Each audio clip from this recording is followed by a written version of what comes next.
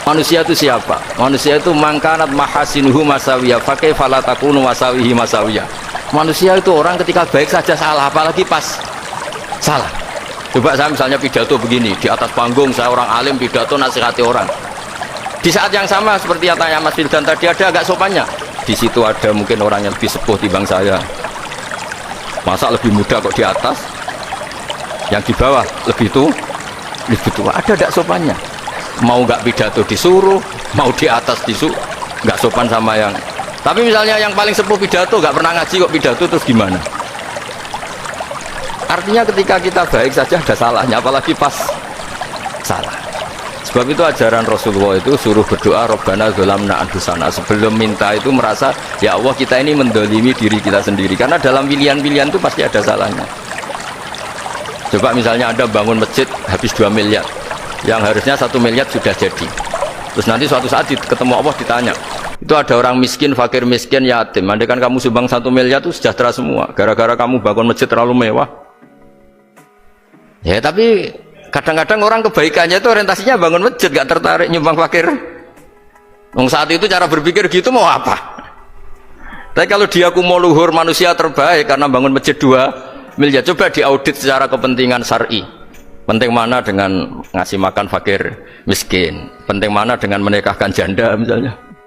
Penting mana dengan pendidikan? Apa artinya masjid mewah orang nggak tahu halal haram, nggak tahu najis, nggak tahu cara sesuci, nggak tahu cara adzan yang benar? Terus penting mana untuk beli kitab sama dipakai masjid? Apa artinya beli kitab apa tapi nggak makan? Penting mana makan sama beli kitab? Ada auditnya. Makanya manusia itu ketika baik pun disuruh istighfar, apalagi ketika salah. Nah dengan perasaan seperti itu kebencian pada orang lain luluh, karena potensi baik pada orang lain ternyata tinggi dan potensi salah ke kita juga tinggi. Nah dilatih gitu. Jadi di Ihya itu ada kitab tawaduk. Kitab tawaduk itu dilatih ketemu orang tua.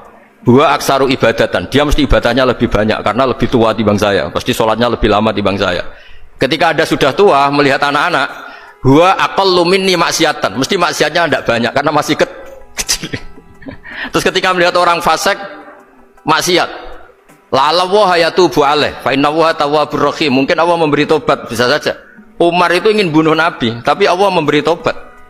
Yang sowan kiai saja tidak mesti dapat tobat. Umar ingin bunuh Nabi, tapi Allah memberi tobat. Akhirnya ya tobat jadi Islam yang baik. Dalam sejarah Wali Songo, Kalijogo sowan Sunan Bonang itu ingin garong, tapi malah jadi muridnya jadi wali. Kalau Allah sudah menghendaki tidak ada ya. Perang Uhud orang Islam kalah itu karena panglimanya siapa? Khalid bin Walid. Tapi dia malah yang dapat hidayah. Nah sama orang yang sekarang Anda benci, bisa saja Allah merencanakan ada apa? Hidayah di situ. Dan kita yang merasa benar, jangan saja ada rencana Allah bikin kita su'ul khotimah, na'udzubillah min dzalik, kan tidak pernah tahu.